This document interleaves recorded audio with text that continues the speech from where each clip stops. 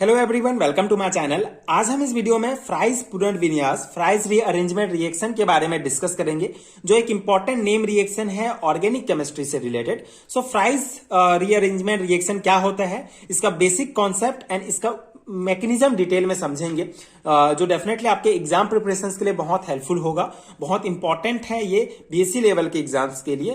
Past year के questions paper आप देखेंगे तो आपको ये क्वेश्चंस मिल जाएगा, पूछा जाता है फ्राइज पुनर्विन्यास क्या है 2 और 3 मार्क्स के क्वेश्चंस में। सो स्टार्ट करते हैं इसके बेसिक डेफिनेशन के साथ कि फ्राइज पुनर्विन्यास रिएक्शन क्या होता है। सो जब फेनिल एसीटेट को किसी लुईस अम्ल जैसे कि AlCl3 के साथ गर्म किया जाता है तो वह ऑर्थो अथवा पैरा हाइड्रोक्सी कीटोन अथवा दोनों का मिश्रण देता है। यह अभिक्रिया फ्राइज पुनर्विन्यास कहलाती है। ठीक है, सिंपल सा है।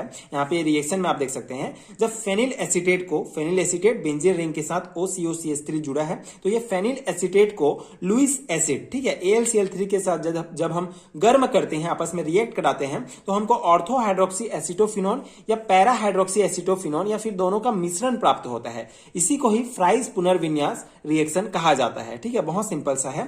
फेनिल एसीटेट को AlCl3 के साथ गर्म करते हैं या रिएक्ट कराते हैं तो ऑर्थो हाइड्रोक्सी एसिटोफिनोन या पैरा हाइड्रोक्सी एसिटोफिनोन या दोनों का मिश्रण प्राप्त होता है। इसी को फ्राइज पुनर्विन्यास रिएक्शन कहा जाता है। ठीक है, यहाँ ऑर्थो पोजीशंस में COCH3 आके जुड़ा है इसलिए इसको ऑर्थो हाइड्रोक्सी एसिटोफिनोन, और यहाँ पे पैरा पोजीशंस में आके जुड़ा है इसलिए इसको पैरा हाइड्रोक्सी एसिटोफिनोन कहा जाता है। ठीक है, अब यहाँ पे एक पॉइंट इंपॉर्टेंट है कि रिएक्ट तो सेम करा रहे हैं, फेनिल एसीटेट एंड AlCl3 दोनों का आपस में रिएक्शन ही करा रहे हैं, सेम रिएक्टेंट का। तो हमको ये दोनों अलग अलग प्रोडक्ट कैसे प्राप्त हुए, तो सिंपल सा है, प्रोडक्ट सेम है, बस पोजीशंस डिफरेंट है। तो जब हम 60 डिग्री सेंटीग्रेड या उससे कम ताप पर AlCl3 और इसको जब हम गर्म करते हैं, ठीक है, फेनिल एसीटेट एंड AlCl3 को 60 डिग्री या उससे कम टेम्परेचर पर जब हम गर्म करते हैं तो हमको ये पैरा पोजीशंस वाला ये पैरा आइसोमर्स प्राप्त होता है, पैरा समवायी प्राप्त होता है, पैरा हाइड्रोक्सी एसिटोफिनोन।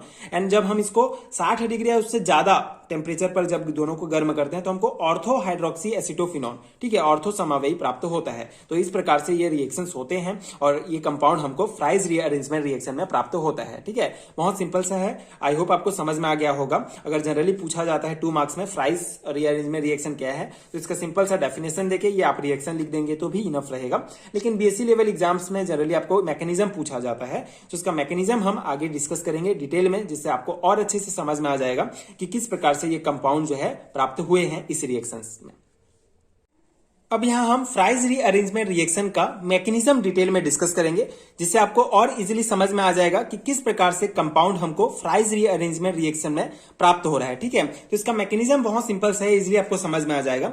सिंपल सा आप देख सकते हैं, ये है फिनाइल एसीटेट। ठीक है, ये हमारा फिनाइल एसीटेट, इसको जब लुईस एसिड AlCl3 के साथ रिएक्ट कराते हैं सबसे पहले स्टेप में, ठीक है, सबसे पहले phenyl acetate Lewis acid AlCl3 के साथ रिएक्ट करेगा। तो यहाँ पे क्या होता है, यहाँ पे ऑक्सीजन जो है आप देख सकते हैं, ऑक्सीजन के आउटर मोस्ट शेल में 8 इलेक्ट्रॉन होते हैं, तो ये 2 इसके साथ बॉन्ड है, इसके साथ 2 है, और 2 लोन पेयर ऑफ इलेक्ट्रॉन यहाँ पे फ्री है। ठीक है, तो ये AlCl3 क्या करेगा, ये यहाँ पे आके जुड़ जाएगा। ठीक है, ये ऑक्सीजन के साथ आके बॉन्ड बना लेगा जब दोनों को आपस में रिएक्ट कराएंगे। तो यहाँ पे ऑक्सीजन के साथ जब आके AlCl3 जुड़ जाएगा तो जो इलेक्ट्रॉन्स होंगे वो एल्यूमिनियम की तरफ जो है शिफ्ट हो जाएंगे, इस Al की तरफ शिफ्ट हो जाएंगे, जिसके कारण इस Al में नेगेटिव चार्ज आ जाएगा एंड ऑक्सीजन में इलेक्ट्रॉन की कमी हो जाएगी, यहाँ पे पॉजिटिव चार्ज आ जाएगा। तो ऑक्सीजन जो है ज्यादा इलेक्ट्रोनेगेटिव है, तो ज्यादा देर तक बर्दाश्त नहीं कर पाएगा कि उसके पास इलेक्ट्रॉन की कमी है। तो ये क्या करेगा, ये जो कार्बन एंड ऑक्सीजन जो जुड़े हुए हैं, तो ये जो इलेक्ट्रॉन है इसको अपनी तरफ जो है आकर्षित करेगा। ठीक है, जिसके कारण ये जो है ये जो इलेक्ट्रॉन्स हैं ये ऑक्सीजन की तरफ आ जाएंगे, जिससे यहाँ पे फिर से जो है जिससे ये बेसिकली ये बॉन्ड टूट के जो है इधर शिफ्ट हो जाएगा।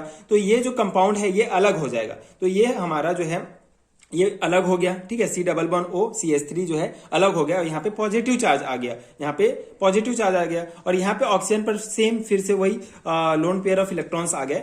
अब यहाँ पे क्या करेगा, ये जो ऑक्सीजन है अपने जो एक्स्ट्रा जो इलेक्ट्रॉन्स हैं, ठीक है, ये जो इलेक्ट्रॉन्स हैं इसको आगे शिफ्ट करेगा, यहाँ पे कार्बन के पास शिफ्ट करेगा। जनरली बेंजीन रिंग में हर एक कोने में CH होते हैं, कार्बन प्रेजेंट होते हैं, तो ये ऑक्सीजन अपने इलेक्ट्रॉन्स को इस कार्बन की ओर शिफ्ट करेगा, ये कार्बन फिर इधर शिफ्ट करेगा। यहाँ पे रिजोनेंस स्ट्रक्चर ये शो करेंगे। ठीक है, कार्बन जो है इलेक्ट्रॉन्स को आगे की तरफ बढ़ाते जाएंगे। तो जब ऑर्थो पोजीशंस में यहाँ पे कार्बन के पास जब ये एक्स्ट्रा इलेक्ट्रॉन्स आएंगे तो ये जो यहाँ पे नेगेटिव चार्ज आ जाएगा, सिंपल सा है, ठीक है। यहाँ पे नेगेटिव चार्ज आ जाएगा और यहाँ पे पॉजिटिव चार्ज है इस कंपाउंड में, तो ये जो है यहाँ पे जाके जुड़ जाएगा। ये जो कार्बन है इस कार्बन जो यहाँ पे नेगेटिव है उसके साथ जाके जुड़ जाएगा और इस प्रकार के कंपाउंड बना लेंगे, ठीक है। अब यहाँ पे ये जो है यहाँ पे आके जुड़ गया।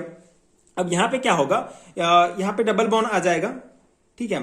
तो ये AlCl3, ठीक है, ये तो सेम रहेगा, ये आके यहाँ पे जुड़ गया। अब यहाँ पे क्या होगा, यहाँ पे देखिए, यहाँ पे एक कार्बन के साथ साथ एक हाइड्रोजन भी प्रेजेंट होता है, ठीक है। तो ये पॉइंट आपको ध्यान रखना है कि यहाँ पे एक हाइड्रोजन भी प्रेजेंट है। तो ये हाइड्रोजन जो है हाइड्रोजन जो है इस रिएक्शन से बाहर निकल जाएगा और ये जो बॉन्ड है ये टूट के इधर जो है अपने इलेक्ट्रॉन को इधर शिफ्ट कर देंगे, जिसके कारण यहाँ पे फिर से ये लोन पेयर ऑफ इलेक्ट्रॉन इस हाइड्रोजन का और ये डबल बॉन्ड जो है सिंगल बॉन्ड में टूट जाएगा और इस प्रकार से ये बन जाएगा, ठीक है। O के पास फिर से वही दो लोन पेयर ऑफ इलेक्ट्रॉन आ जाएंगे एंड AlCl3 तो उसके साथ जुड़े हुए हैं, ठीक है। और ये जो H है, ठीक है, जो H प्लस के रूप में बाहर निकल गया है वो फिर अब यहाँ पे क्या हो जाएगा, ये AlCl3 यहाँ से निकल जाएगा, ठीक है। AlCl3 यहाँ से बाहर निकल जाएगा क्योंकि H प्लस जो है आके ऑक्सीजन के साथ जुड़ जाएगा, ठीक है। और ये OH यहाँ पे बना लेंगे और ये जो है ये बाकी ये जो कंपाउंड जो COCH3 है एज इट इज यहाँ पे रहेगा और इस प्रकार से हमको ये ऑर्थो पोजीशंस में आके जुड़े हैं,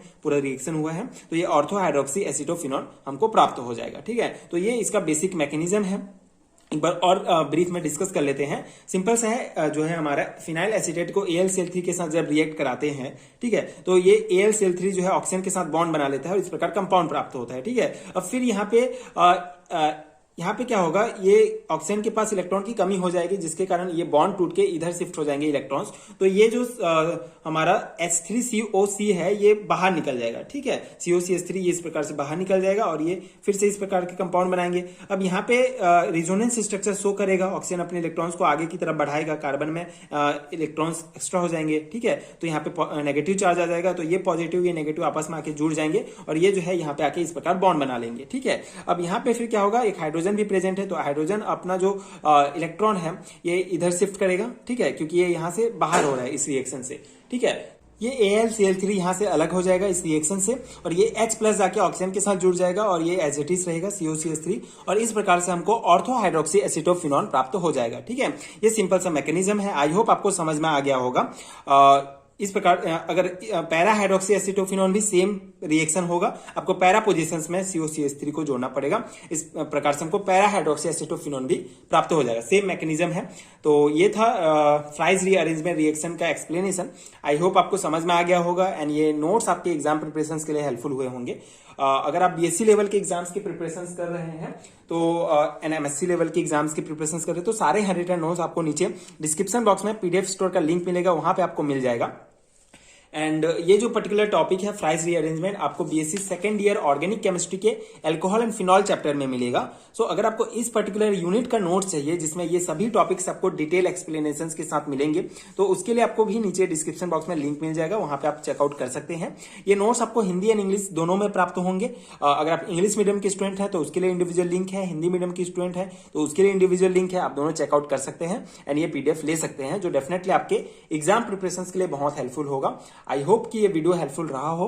आगे की वीडियोस देखने के लिए प्लीज चैनल के साथ जुड़े रहिए, प्लीज सपोर्ट कीजिए, like share and subscribe to my channel and thank you so much for watching.